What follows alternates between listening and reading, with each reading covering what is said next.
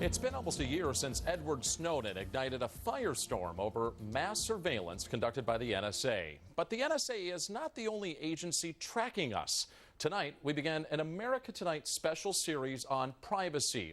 Your Secrets Out, with an investigation into a controversial new tool for surveillance that has caught on like wildfire among many law enforcement agencies. It's also creating a lengthy record of the movements of ordinary Americans. I traveled to Minnesota for What's Tracking America. Hillary DeVary has been a licensed private investigator in Minnesota for 15 years. Digging up information on other people is part of her job.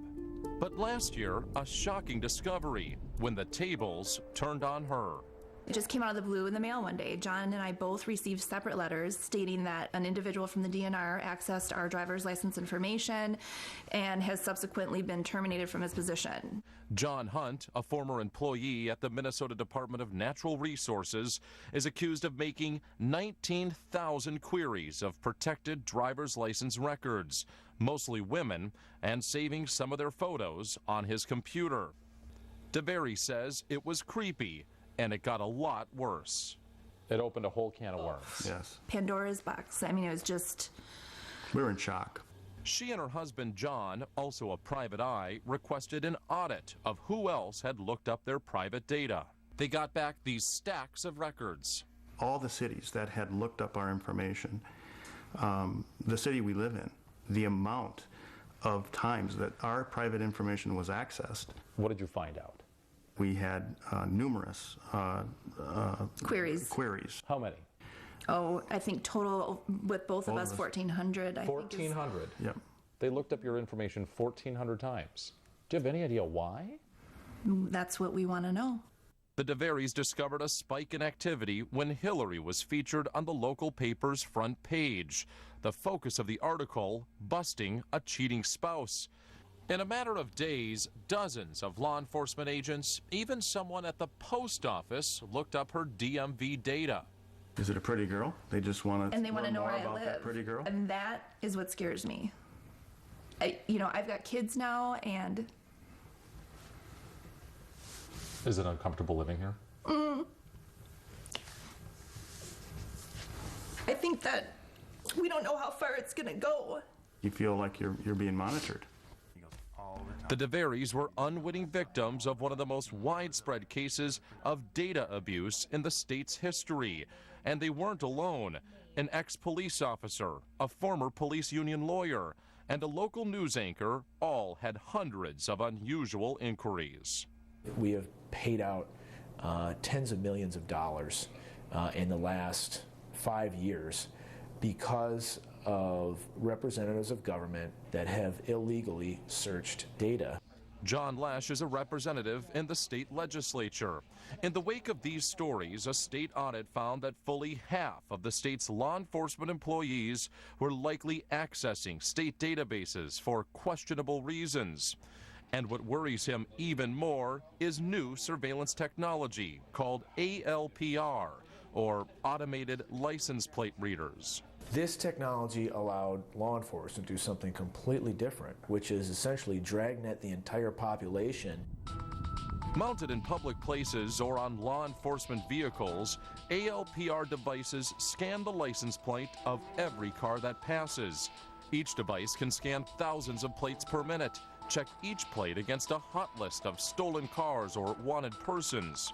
And data from ALPR devices, which includes photos, a timestamp, and location, is also retained in thousands of databases across the country and shared by various agencies, even sold to private companies with little or no regulation. Lesh says it's unconstitutional. If you don't have any independent probable cause against a citizen or an individual, why are you keeping their data? There's no reason to do it. Use of ALPR has increased exponentially in the last few years. Jennifer Lynch, a lawyer with the Electronic Frontier Foundation, says that with ALPR, mass surveillance became affordable. It really has the potential to collect data on a scale that we haven't seen so far. For example, in Los Angeles, the LAPD has about 250 squad cars equipped with cameras and about 35 stationary cameras. Each of those cameras can record up to about 1,800 plates a minute. With the capacity to collect so much data so quickly, these databases are very, very large.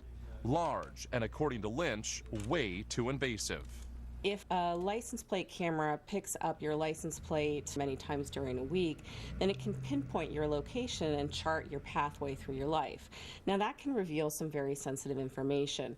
It can tell who you associate with, which doctor you're going to, whether you're sleeping in a different house every night. I actually couldn't think of another surveillance technology that had the potential to be as invasive. Just north of St. Paul, the Ramsey County Sheriff's Office has just purchased their first mobile ALPR, one of 7 that the county plans to buy. We went along for a test spin. So it's picking up these license plates in this parking lot. Right, so we'll do one more row here. Oh, here we go. So we just got an alert, so I have to run the plate. Okay. This time, it turned out to be a false alarm. But Inspector Rob Allen says he saw ALPR work when he was the Deputy Chief of Police in Minneapolis. Give me a list of some of the crimes you've seen solved because of ALPR technology. I've seen auto theft solved, homicide solved, stalking cases solved. It provided proof. We were able to show that the stalking suspect had been in the area of the victim's home dozens of times. Is there any question in your mind that this technology is keeping people safe? There's no question that it helps police keep communities safer. This allows us to go back on those serial criminal actors and look at where were they and where were their potential victims, which is a capacity we've never had before. Mike Senna is the director of the Northern California Regional Intelligence Center. His department has been aggressive in using ALPR data. He says it can even be used to track suspicious people and prevent crime. What this does is allows us potentially in the future to geofence, to put areas where folks aren't supposed to be at. And you can only imagine that the person that is a registered sex offender, whose vehicle is parked at your child's elementary school. Now previously, the officer would drive right by. But now you have the ability, once that alert goes off, let me go and make contact with the person. But in the wrong hands, a tool to fight crime can reveal intimate secrets, even about the police themselves. People can access it for different reasons. They could be accessing it against activists or people who they don't like politically. Melissa Hill is a blogger and privacy activist in Minneapolis. She wanted to give the police a taste of their own medicine. As you can see, that is an ICE vehicle from Homeland Security, and they would park in these areas. I made sure that the vehicles that I was running their data on had some sort of police signia on it. The city's ALPR database used to be public, so Hill searched for unmarked law enforcement cars near official buildings, ran their plates, and posted what she found on her website. According to this internal document, Minneapolis police worried she would reveal undercover operations. And I found out that they were mentioning my blog and myself by name, saying be careful about parking your vehicles in public areas because I was going around and taking photos of them and taking the ALPR data. I kind of got the sense that the city was not very comfortable with people tracking their vehicles using the data that they were tracking us with. Soon after, the city made ALPR data private. Turns out the trackers don't like being tracked, but that doesn't stop them from tracking the rest of us. Automatic license plate recognition isn't going anywhere anytime soon. In fact, it's expanding across the country. But should we really worry about being tracked in this fashion? Cade Crockford, the Director of Technology for Liberty Program at the ACLU, is with us tonight. Cade, thanks for joining us. You heard police there in the report. They say that this technology is helping them solve murders, helping them find missing children, helping them clear suspects in some crimes. So what is the problem with it?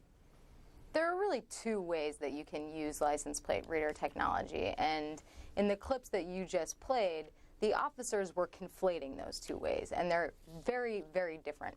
One of them is to do things like flag a sex offender sitting outside a public school when the officer drives by, or flag a stolen car automatically. As an officer is driving down the street, he encounters a stolen car, pulls over, makes an encounter. That is one way that license plate readers can be used. The other way is to amass huge quantities of data, as you described, about perfectly innocent people who haven't been charged with any crime or really even any violation. And those are completely different ways to use the technology. One of them, some people might object to on the basis that it's a little bit creepy or invasive, just the notion that maybe you're not a sex offender, maybe you're a peace activist, and the police can, find out if you're near a bar, for example. But we don't, at the ACLU, have a problem necessarily with the first kind. It's the second kind of deployment that raises all sorts of questions, certainly Fourth Amendment questions down the road. But, we shouldn't, in the United States, have to live in a society in which police departments, that is, people who live in your city or town, can potentially look up the kind of information that it was discovered was searched for. If I could interject here real quick, has the ACLU actually documented any real problems with ALPR technology being misused in the fashion that you're talking about, that second concern you raise? Yeah, sure. Well, first of all, the retention of the data at all is an abuse, in my view. That might not be so easy for a lot of people to accept, but just think about the kinds of abuses that this woman was subject to when somebody queried her data thousands of times. Holding on to the data in itself is abusive because you're giving people access to it. You don't know who they are. And Kate, some states are holding on to that data for quite some time. Other states are not holding it at all. Is that a problem right now, that there's this patchwork of laws? Well, the real problem is that there are no regulations in the vast majority of places. That's the real problem. So we have states like New Hampshire, for example, which have all but banned the use of license plate readers. And then we have New Jersey, which doesn't have a law, but the state attorney general there issued guidance to police departments instructing them to retain license plate reader data for 5 full years. Kate, you know a lot about this issue. Real quick, before we go, do you see this expanding across the country, continuing to expand? Absolutely, and if people are concerned, you should get in touch with your lawmakers. Here in Massachusetts, we're trying to push a bill right now that's before the Senate Transportation Committee. So yes, absolutely, get in touch with your lawmakers. Tell them you want privacy protective laws so that this can be used to solve crimes, but not to track innocent people. That's the critical issue. Kate Crockford, Director of Technology for Liberty Program at the ACLU. Thank you. Thanks.